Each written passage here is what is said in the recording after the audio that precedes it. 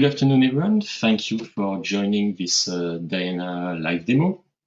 My name is Jean-Claude and today I'm going to discuss the case of thermo-stress analysis of early age concrete with Diana based on a purification wall. This case is one of a tutorial and it's based on a paper from Hendricks and Watts, so this is fully documented. During this live demo, your microphone will remain muted to avoid any background noise disturbance. And after the live demo, this one will be available on our YouTube channel.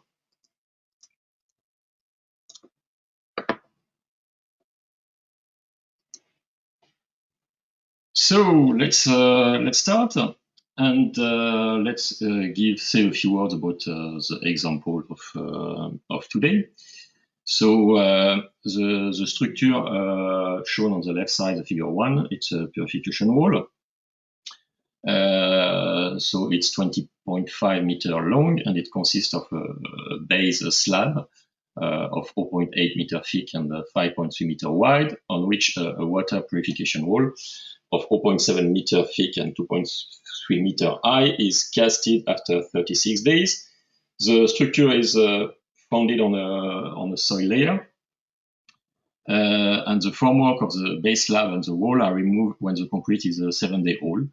On the right side, you can find more information about the time frame that we are going to use to mimic the different construction phase of this model. Since in this example we neglect the effect of the boundary, we model only the midsection, which is represented by the dash in the middle. So it will be a plane strain model, and we will perform a thermo-stress analysis for each of the two construction phases, so the casting of the slab and the casting of the wall. And we will, if we have time enough, we will look at some results such as the degree of reaction of the concrete or the crack index. So see the risk of crack in the structure.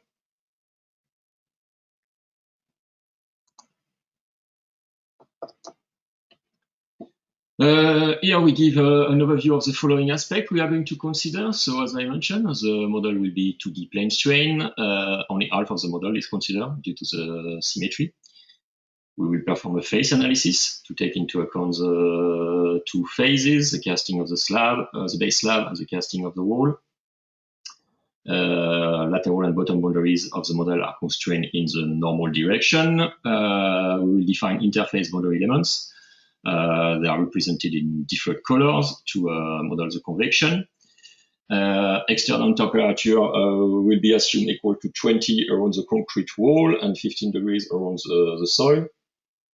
And they will remain constant during the whole analysis.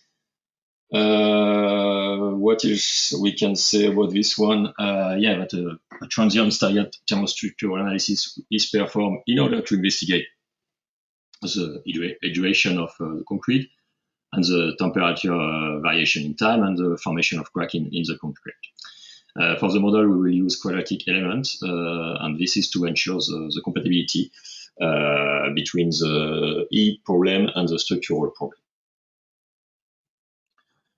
In terms of material, we will model the concrete according to the Japanese standard for civil engineering, the GSE model, so it will be all predefined. And the soil will be considered elastic and isotropic.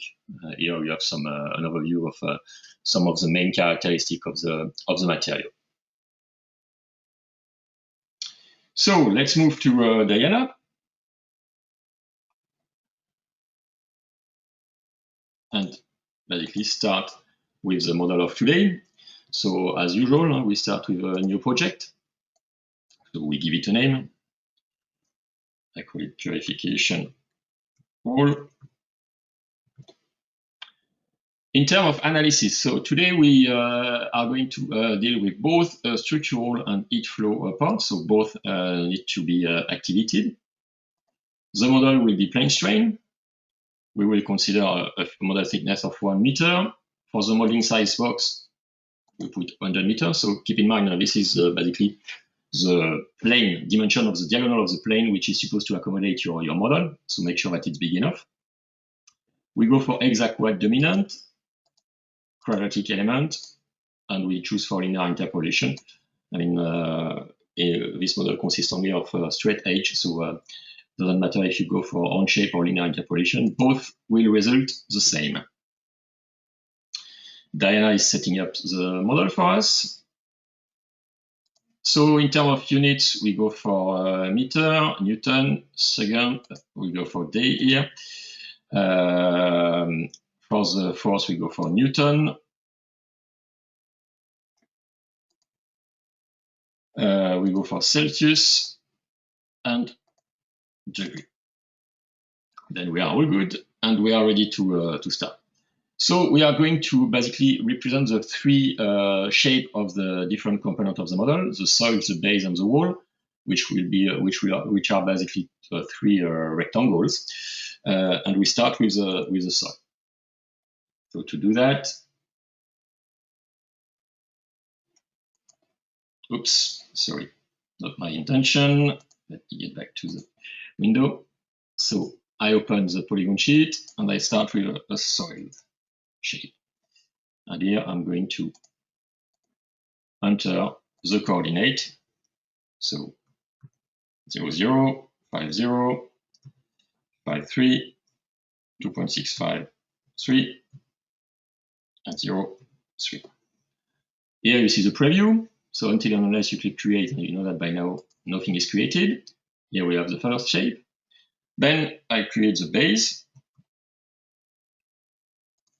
Same story.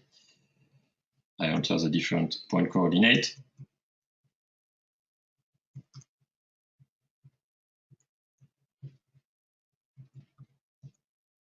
And the last one, we create. So we have already a preview of it. And finally, the last shape, which is a wall.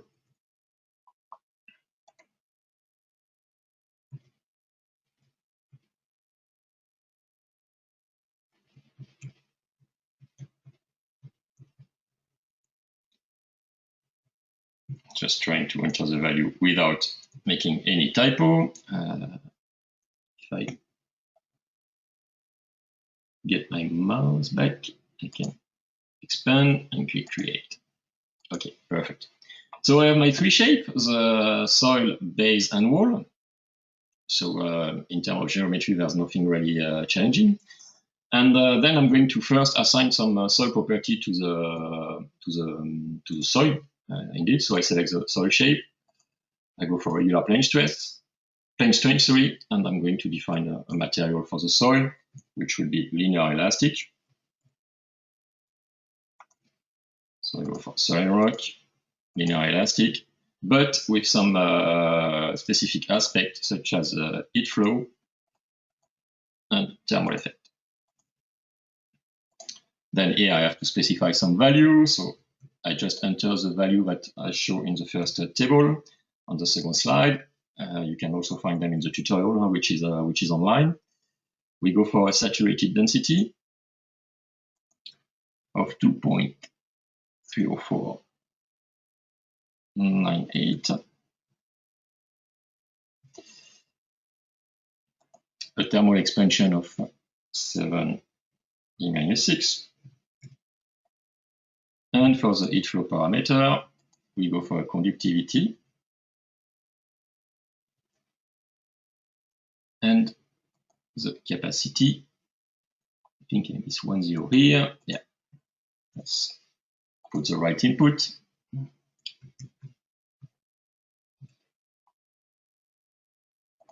And we close.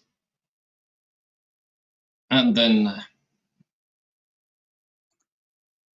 we just make a set soil. And we click apply. So as you can see on the left, we have a soil material. And if I pass the mouse on the soil set, you can see that it carries a property of the soil. Let's continue, and now we are going to assign some property to the concrete, so the base and the wall, basically. So we select these two sets. Again, we choose a regular plane strain, and we are going to define some concrete property based on model code. And in this example, which is based, as I mentioned, on the paper, it uses a GSC model,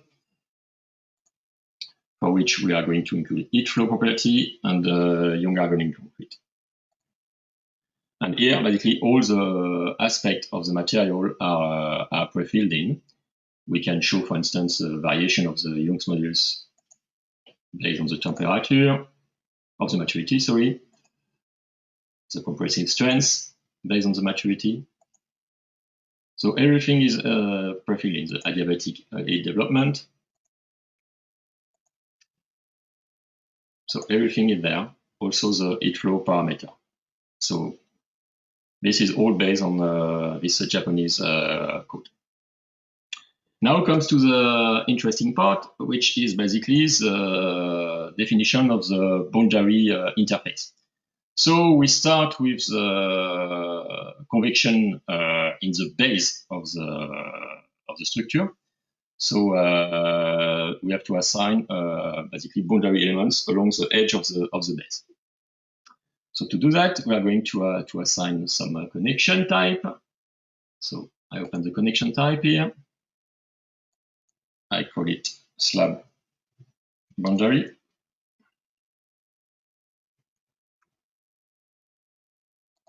It's a boundary interface. It will be applied to edge. And to make it easier, I'm going to hide the wall. So I'm going to select the 3 edges. If my mouse allows, and this one. So I select the 3 edges of the base, basically. Then I need to assign some element class. It will be flow boundary, and we need to define some material for that. So interface base. And click OK. And here we are going to specify a heat transfer parameter of 700,000. A time-dependent convection function, which will be a kind of step function. So start with 0. Then after 7 days, same. Then 7.0001 days, it goes to minus 2.5 E6. And then after 72 days, 1.5 E6. So it's really a step function, as you can see.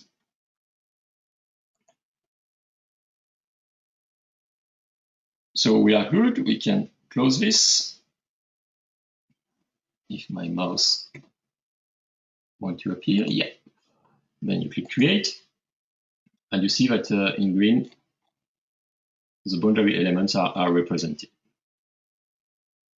So we are going to repeat the same operation, but now for the convection wall of the wall. So I activate the wall, and now I call it wall boundary. So the boundary interface is selected. It will be edge, and I select the top face and the lateral face of the wall. Sorry, the element class is the same. Huh? It's flow boundary, but here we define another material, which will be interface wall, and here we specify some value as well. Again, we make it time dependent. And it's also a step function. So same story here, we say 700,000. But now, after 43 days, the change will happen. So just make sure that I don't type any wrong input.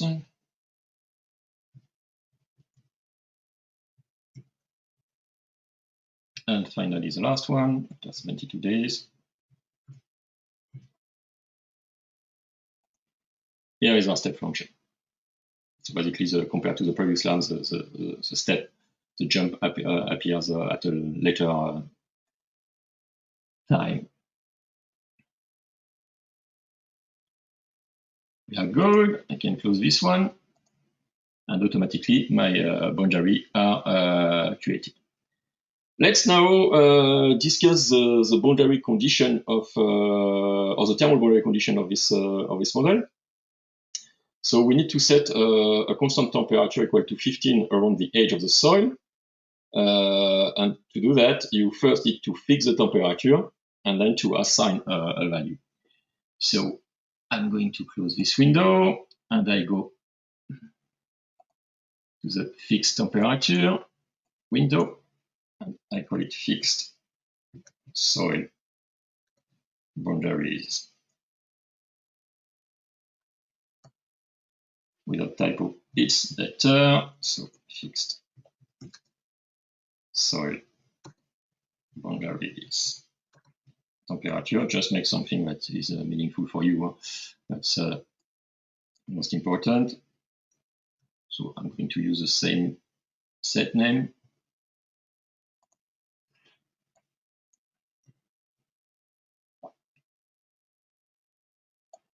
Oops.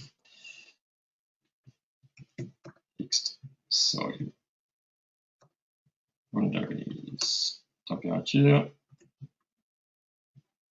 Here we go. So it's applied to the edge, and we select the 3 edges of the soil where we want this fixed temperature. So then we create fix. So this is the first step, and then we have to prescribe the temperature. It's a little bit similar to what you do in a structural analysis. When you prescribe displacement, you first need to prescribe the degrees of freedom. So that's basically what we do here. So I go to the thermal boundary condition, this one, and I make an associated condition, which is a prescribed soil boundaries temperature. Always a challenge to write it without typo. We'll see. Okay, it will be applied to edge. It's a prescribed temperature, and here we make it 15 degrees, and we select basically the same edge. And then we click create. And if we go to our boundary condition, you see that we have the boundary condition that has been created. We need to make this condition temperature dependent because we are going to perform a transient analysis, but we've said that we will keep this temperature fixed during the whole analysis. So basically, you select this condition, and we are going to assign a time curve, but the time curve basically will present a continuous signal, let's say. So after 72 days, it will remain one times the temperature.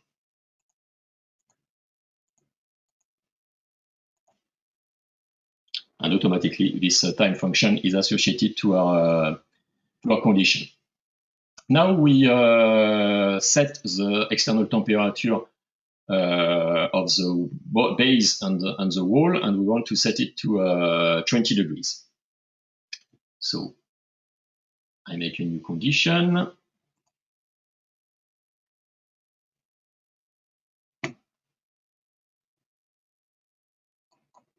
If I can get back my mouse, it will suddenly disappear. Yes, here it is.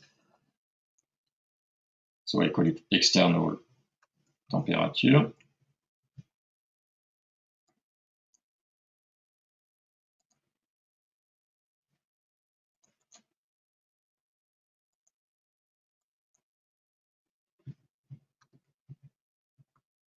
Temperature, here we go. So target type is edge. It's a external temperature. We make it 20 degrees. And this needs to be associated to the boundary condition that we have already defined. So the slab and the wall boundary flow interface that we have already created. Then we click on Create, and you see that I have a new set of boundary condition which is created. Again, we need to make that associated to a time curve. So same story as before. We select the boundary condition and we define the time curve for the 72 days, where we expect a constant temperature.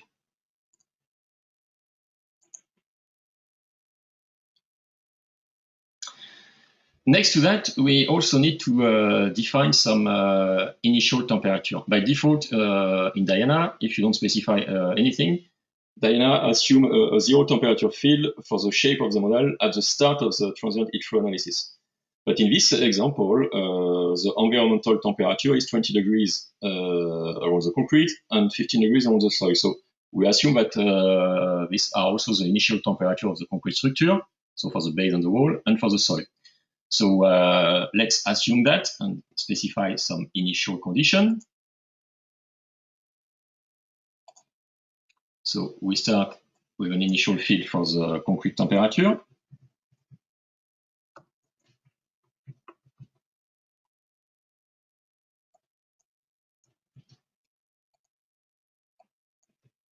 Here we go. So it's on the face. It's a temperature. And we select the wall and the base. And we say that its initial temperature of 20 degrees. We do the same for the soil.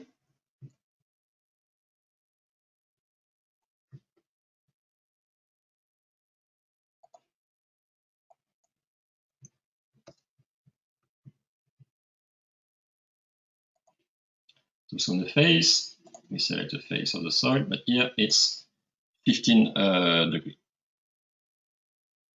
And then you click Create.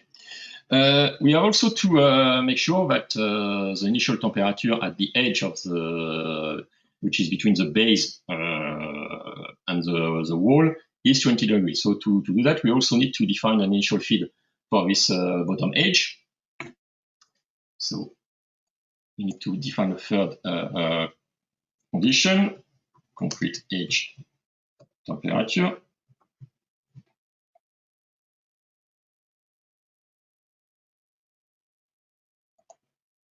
Then it's at the edge, it's a temperature. And basically, what I'm interested in is the base edge. So select this one. And I make it 20 degrees. It's a temperature. T. I have to do the selection again. And I click Create. So I have defined my thermal boundary condition. Now I need also to take care of the structural constraint, so the structural boundary condition. So to do that, I have to move to the support section. So close this one. And the support. And first I define a horizontal displacement condition, which will be part of a set that I call support.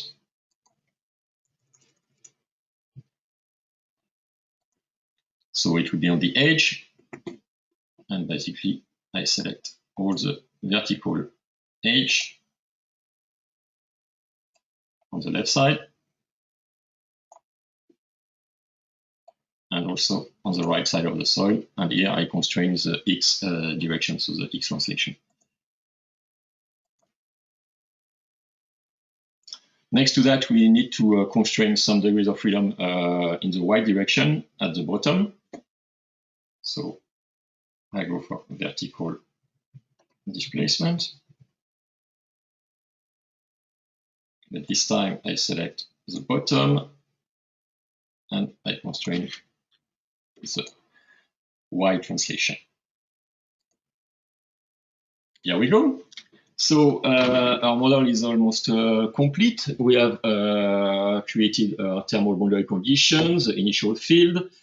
We have assigned material properties in terms of model code material for the concrete with heat flow and young hardening properties.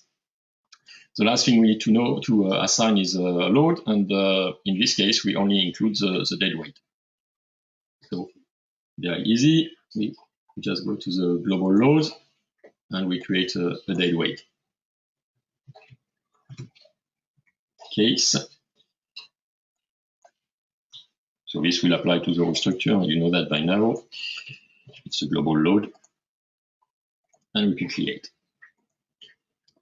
So the model is ready. As you know, everything is defined at the geometry level in Diana. So now that the model is ready, let's give some instruction to Diana to basically mesh our model. So we move to the mesh seeding. We go for the shape selection, and we will use an element size. And we start with the soil, and for the soil, we tell Diana to use 0.4 meter element. So basically, it will try to model with quadrilateral element, which we specify at the beginning, but we can even do that at this level, of size 0.4 by 0.4 meter. I click apply. Then we repeat the same for the base. And for the base, we go for something a little bit finer, 0.16. Apply. And finally, for the wall, we go for 0.06 meter. Click apply. And then we can mesh our model. Oh, it seems that I forgot to, I didn't click on the shape of the base on the wall. This is a silly mistake. So basically, when I was assigning the shape to the base here, I probably forgot to click on apply, which is the charm of the live demo. So I click apply. And for the wall as well.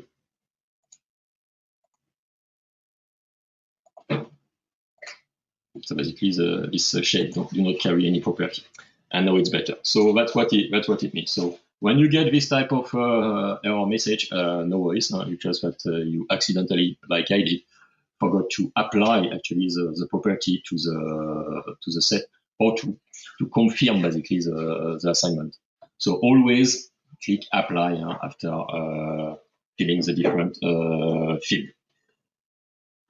So the model is ready. Let's move to the analysis definition. I have already prepared a case with the analysis of the model. So we can basically discuss this one.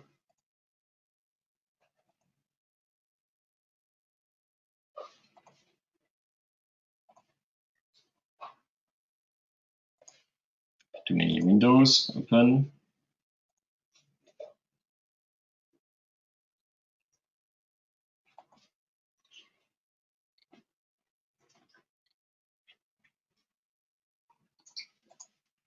Here we go. This is it.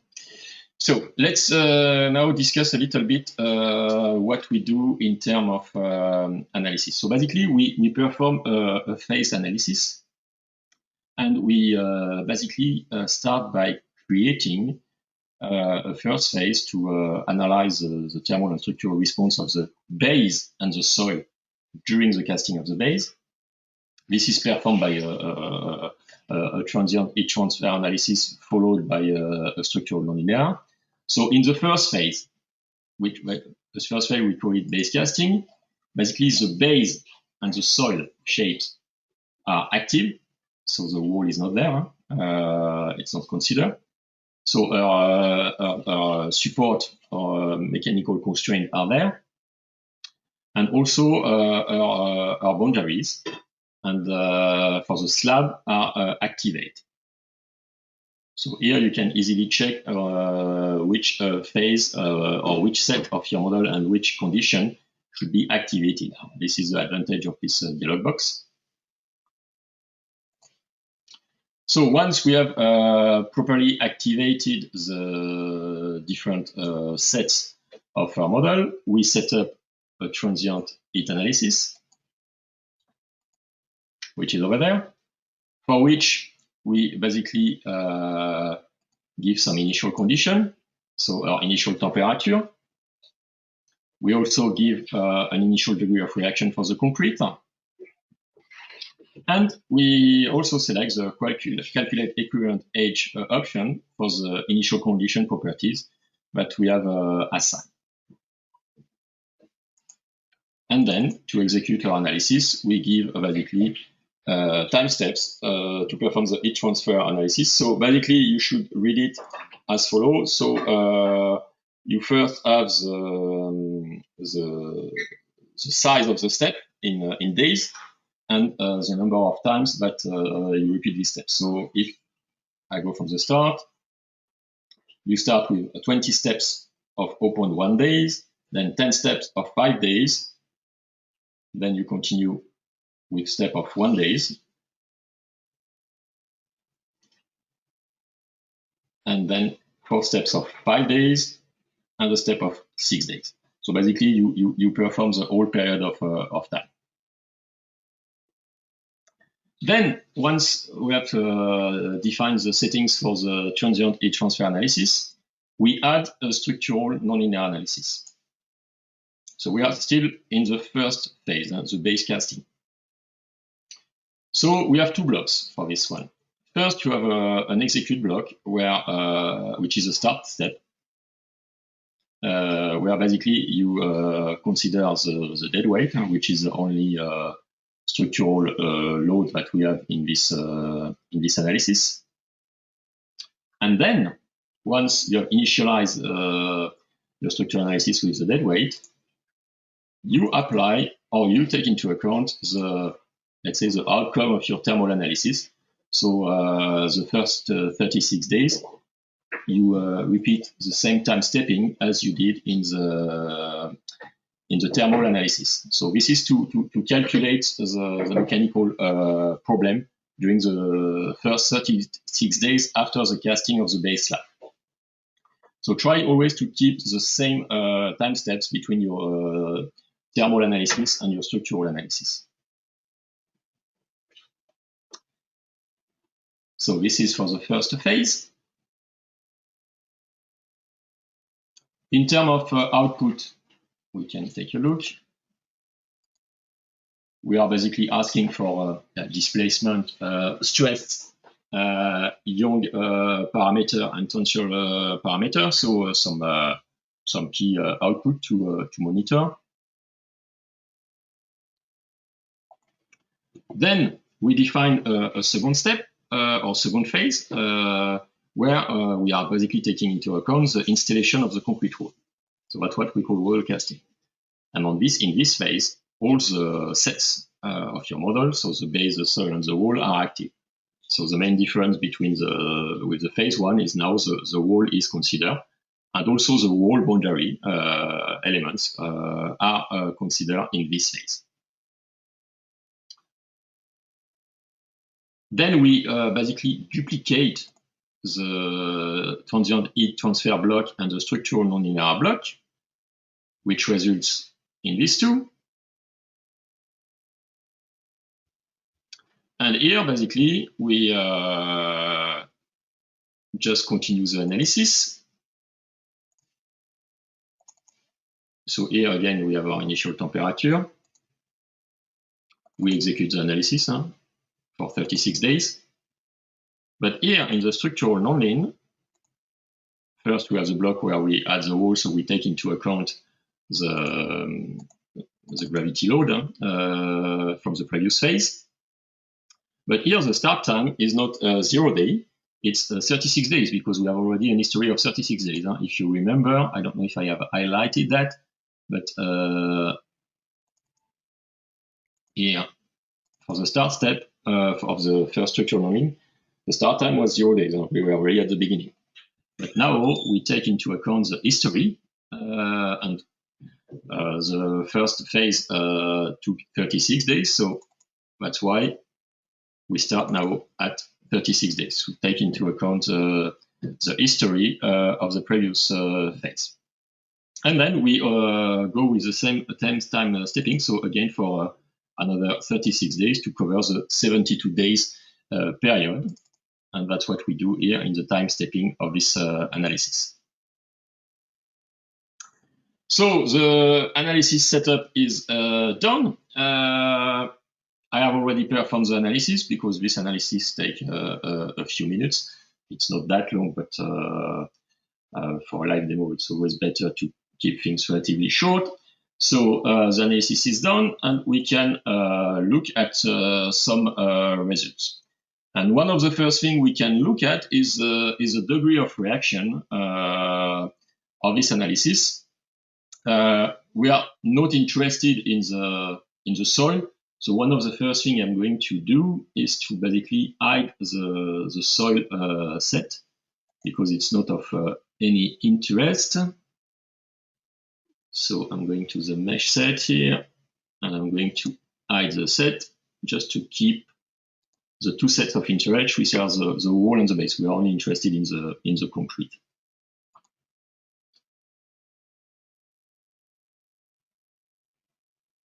So for this analysis, we have the degree of reaction here. And basically, what does it mean? So if the degree of reaction is 0, it means that concrete is not reacted. And if the degree of reaction is 1, it means that it's fully reacted. So let's go through the time steps of this analysis. So you see that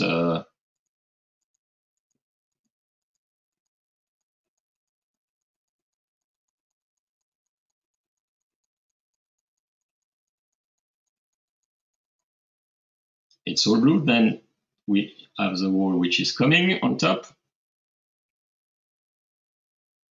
And you see the scale. Huh? So you see the reaction of your concrete. Maybe it's better if I change a little bit my scale because it was not that apparent. So let me tune a little bit the scale for that. I have a Python to tune a little bit the value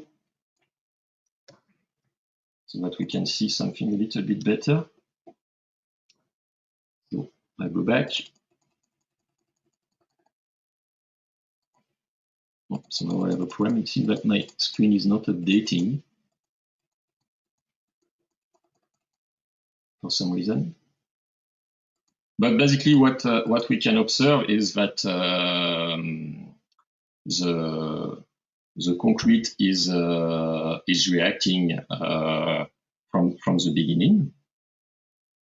Then you add the wall after 36 days, and as for the base, after let's say 2 days of casting. So 42 in the case of the wall, 42 days. Almost all the concrete is fully reacted. Is reacted basically. That's why it turned to red. And you see as the degree of reaction, it's almost 1. So what else can we take a look? We can look at the temperature field in the concrete, for instance. So this is one of the outputs that we found here.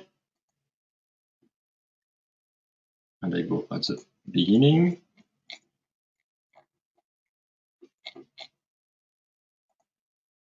And maybe we can limit the temperature between 20 and 50 degrees. So I'm going to do that. I have also my Python to set up some limit. So I don't want to spend too much time on the result view settings, but basically you can do that from here. Huh? And for the control plot, you can specify some limit, things like that. So well, eventually I can do it. We go for specified value here, and we say that the minimum value will be 20 degrees and the maximum will be 50. So that's what I was doing with my Python, sorry. And then I get back to the start of my analysis, and then I can scan through the different time steps and see how the temperature develop in the concrete. So this is for the base.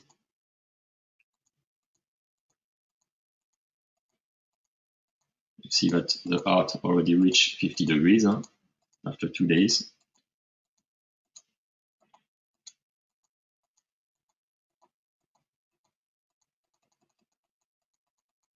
Then the wall is casted, and you see the temperature development in the wall. The time is displayed there, so you have access to this information.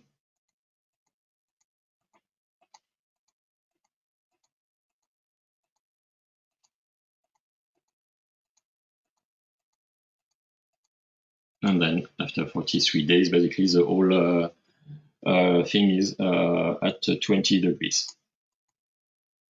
What else can I show you? Maybe something interesting is the crack index.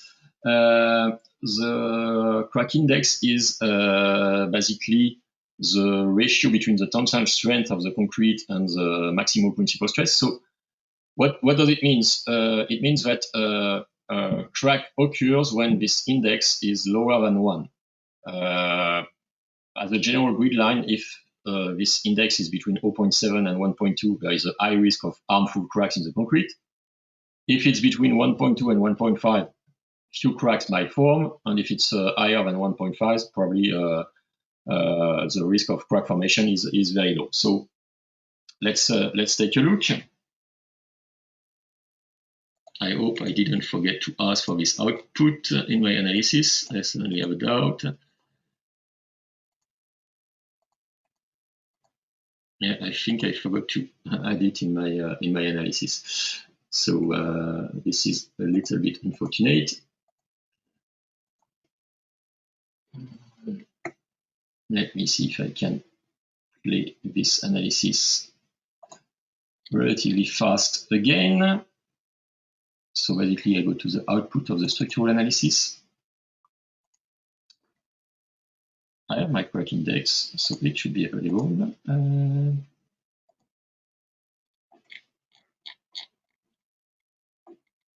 Yeah, because I need to look at the structural part. Here we go. So now I go to the element, and here is my crack index, ICR. So here again, I'm going to tune a little bit the scale so that we have something a little bit easier to understand. So minimum value, I put 0. And for the maximum, I put 1.5. And basically, I'm going to hide values which are outside this limit. So basically, we see where the risk of crack will appear. And then we can start monitoring the analysis. We can go through the different steps.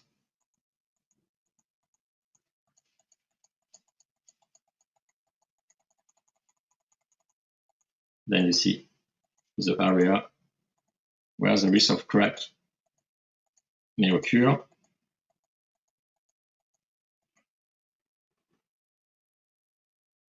So I should 1.5 because otherwise it's not consistent. That's what I was thinking. So let me start again.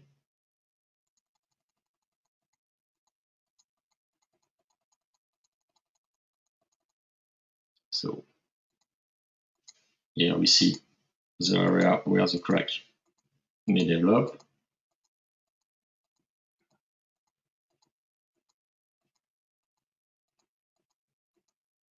And soon we will have the wall entering in action. Maybe I need to adjust my window so that we see it.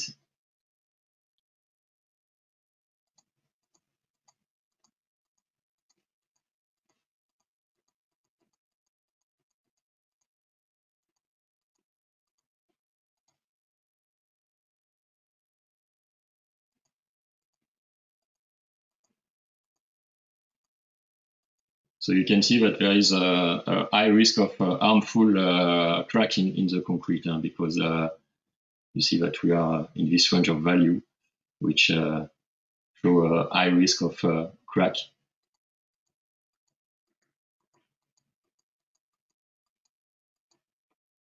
And here we go. Last thing we can eventually show is development of the Young's modulus. I think it's one of the output I have been asking. So we can present this parameter. It's under elastic parameter here. So again, I go back to the start of the analysis.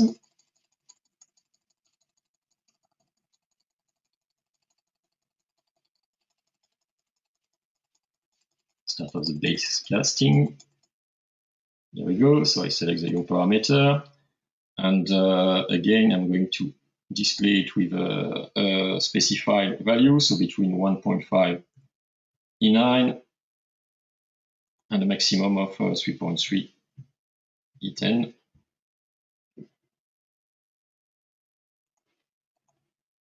And here I want to see everything.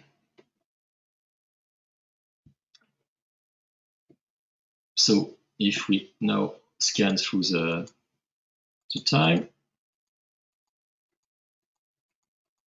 we see that the Young's modulus is increasing from 1.5 as a starting point.